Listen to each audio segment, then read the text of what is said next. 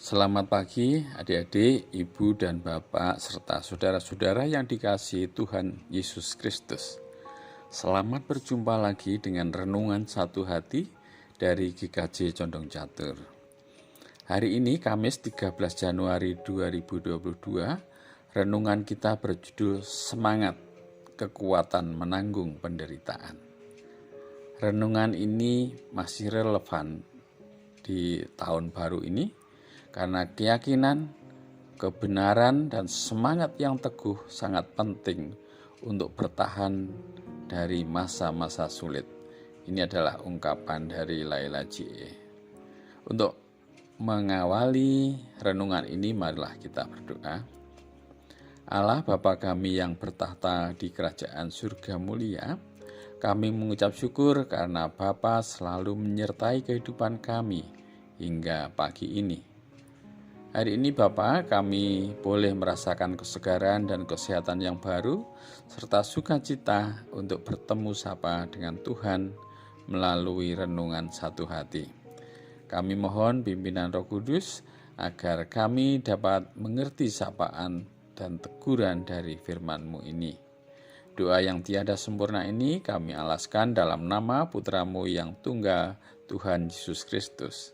Amin.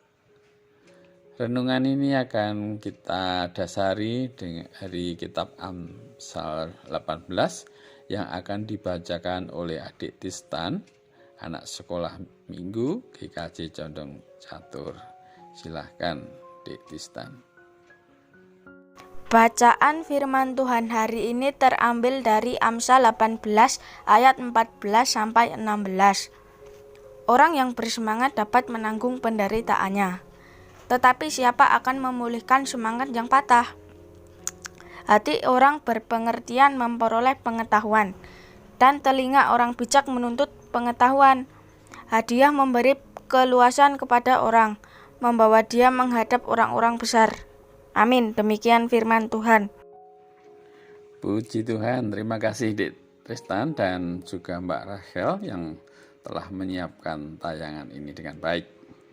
Bapak, Ibu, dan saudara serta adik-adik yang dikasihi Tuhan Yesus Kristus, minggu ini kita memasuki minggu ketiga pada tahun baru, tahun 2022 ini. Jika kita dengar dan baca dari ulasan para ahli, baik dalam bidang kesehatan, ekonomi, bahkan politik, tahun ini diharapkan menjadi tahun kebangkitan kita dari keterpurukan, terutama karena COVID-19. Semoga varian baru COVID pun tidak merebak seperti tahun kemarin.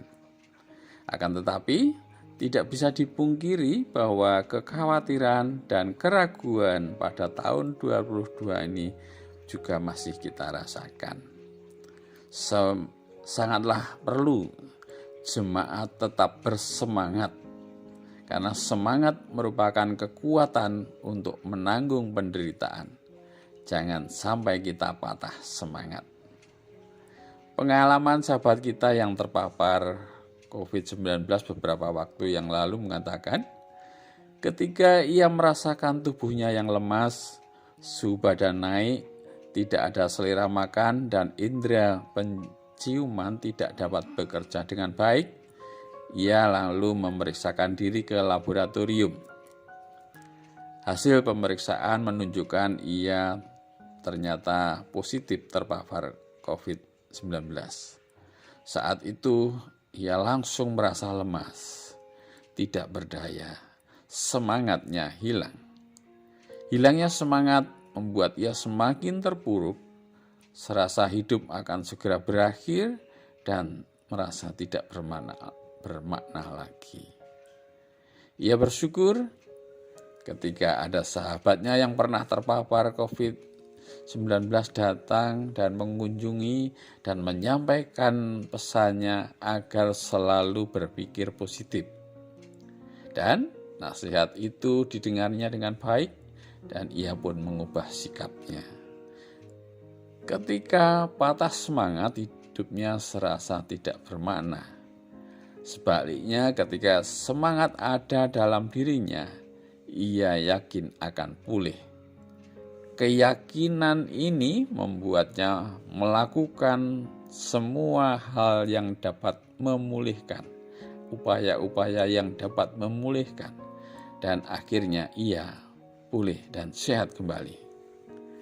Bapak, Ibu, dan saudara-saudara yang terkasih, dari peristiwa ini menunjukkan pula kehadiran sahabat yang menguatkan dan mengubah dari tiada berdaya menjadi semangat.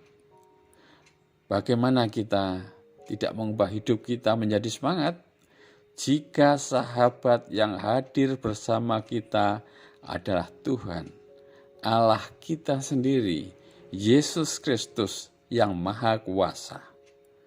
Tuhan kita penolong yang luar biasa, Tuhan Maha Pengasih dan berkuasa atas hidup dan permasalahan semua yang kita hadapi.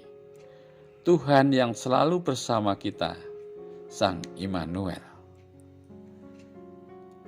Dari bacaan kitab Amsal ini kita juga mendapatkan nasihat dari penulis kitab yang memberikan nasihat bahwa hikmat orang yang bersemangat dapat menanggung penderitaannya.